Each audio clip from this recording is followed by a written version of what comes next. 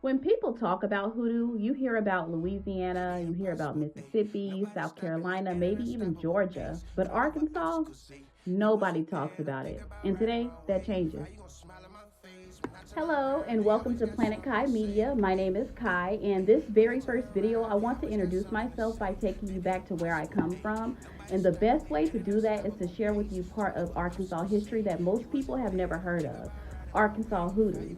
Some of these stories are what shaped me and the way that I walk in the world today. So if you've ever wondered what hoodoo looks like outside of the places that everyone talks about, stay with me because I'm going to take you home with me. So, like I said earlier in the video, when people really think about hoodoo, almost immediately they think of Louisiana, Mississippi, South Carolina, or Georgia. Those places are where the tradition has been written about, studied, and romanticized by outsiders.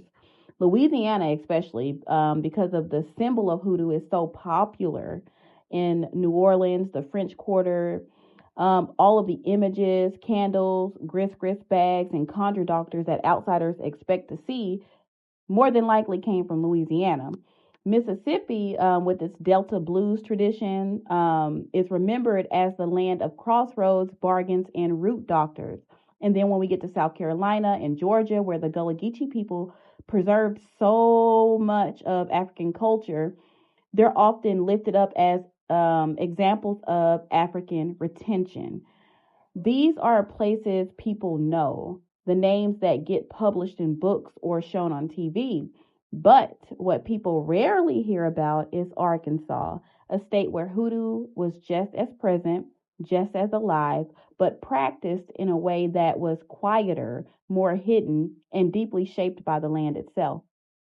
Well, Arkansas hoodoo is really rooted in the old religion with the ancestral practices that enslaved Africans carried with them and adapted to survival. Unlike newer, more commercialized ways that are often displayed in social media today, the hoodoo of Arkansas remained plain and practical. It was about getting results, not really showing a performance. The land is what shaped this because Arkansas is part of the Black Belt, and that's that long stretch of southern soil known for its richness and fertility. Counties like Union County, Ouachita, Jefferson, and Pulaski were cotton countries, and that cotton built wealth for white planters at the expense of black people's lives. But the same soil that grew cotton also grew roots, herbs, and plants that became medicine, protection, and prayer. The Black Belt was not just fertile for crops, it was fertile for culture, memory, and survival. I know this because I was born in Union County and raised in both Union and Ouachita. I grew up in Louann, Arkansas, a small town where there's no gas stations, no stores, nothing but dirt road and trees. Walking through dirt roads as a child surrounded by honeysuckle and sour grass, you could feel how the land itself carried memory. We grew up outside now, with the woods as our backdrop, learning superstitions and practices passed down from great grandmothers and great grands, things that aren't always called hoodoo outright, but they meant the same things. A falling broom meant a visitor was coming. A dream of fish meant pregnancy. An itching hand meant money. These weren't just old wives' tales, they were correspondences, ways of reading the world as if it was alive, as a mirror of spirit. Arkansas families carried these signs like second nature. They weren't written in books, but they lived in us. As for my knowledge of hoodoo, in my childhood, I didn't even know to call it hoodoo until I was in my early 20s. Up until then, it was just life in the country. Little signs, remedies, and sayings that lived in our family were like second nature.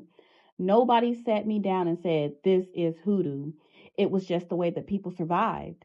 I remember when one of my aunts told me a story about my grandfather, and that was when I realized just how close hoodoo has always been.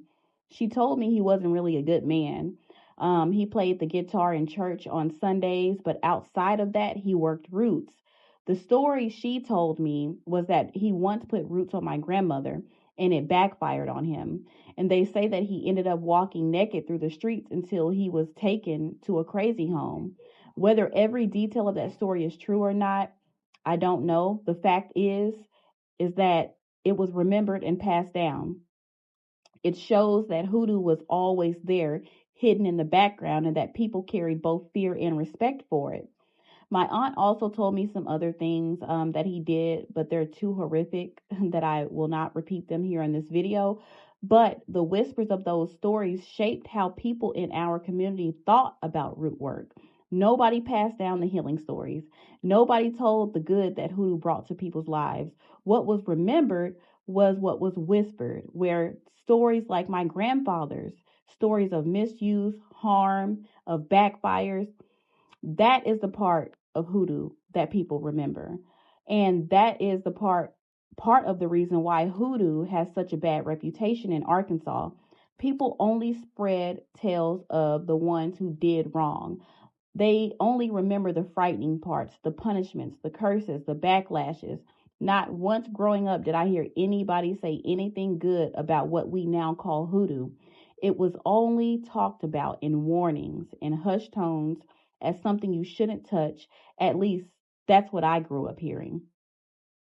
And yet, even in those warnings, you can still see the truth. If it wasn't powerful, people wouldn't have anything to fear. The silence, the fear, and the reputation were all part of how hoodoo survived here. Never gone, just remembered in fragments, passed through cautionary tales, waiting for someone to name it for what it really was. And part of the reason why Arkansas hoodoo looks so different is because we live in the Bible Belt. That means conservative Christianity has always been dominant voice here. In many towns, the church was the center of community life. Baptisms were done in rivers because rivers were considered holy, a place of cleansing, rebirth, and spiritual power. That same river where people shouted and sang as bodies went underwater was also a place where workers did their spiritual work. Rivers were and still are sacred spaces for prayer, offering, and connection with the ancestors here in Arkansas. The overlap between church ritual and hoodoo practice shows how close the two actually are, even when people didn't name it out loud. But because of the Bible Belt environment, hoodoo here had to go underground. It was not something that you could be open about. White violence, church respectability, and fear of being called devilish kept people quiet. Arkansas hoodoo survived in whispers, in remedies passed at the kitchen table, in the way a church mother might pray differently over you without naming what she was doing. The silence was survival. In Louisiana or Mississippi, hoodoo became more public, more documented, but in Arkansas, it hid in plain sight. It wasn't gone, it was just disguised. One of the biggest differences to me in Arkansas hoodoo is the role of the Bible itself. In many other places, hoodoo is deeply tied to the scripture. The Psalms, especially, are seen as spells themselves, powerful words of protection, healing, and justice. But in Arkansas, many practitioners never touch the Bible at all. The reason for this is historical. The Bible was the book of the slaveholder and the overseer. It was used to justify slavery with verses like servants must obey their masters, preached to keep their people in chains. While some Black communities reclaimed the Bible, finding hope in Exodus and in the Psalms, others turned their back on it altogether. In Arkansas, where the Bible Belt made Christianity the law of the land, literally, some of our laws are based on Christianity. Some workers deliberately avoided it, choosing instead to root their practice in herbs, roots, rivers, nature, and direct communication with ancestors. This choice was not about weakness, it was a statement. We will not build our freedom with the book used to enslave us. Growing up in Union County and Ouachita counties, I witnessed this difference firsthand. You might see an elder praying straight from scripture, calling down the Psalms over someone's head. Another elder might never even open a Bible, but knew exactly what to do with a root, a stone, or a riverbank. Both were hoodoo. Both were survival. The silence and the diversity are part of what make Arkansas hoodoo unique. It does not fit into neat categories outsiders expect. It's shaped by the land, by history, by oppression, and by the determination to endure.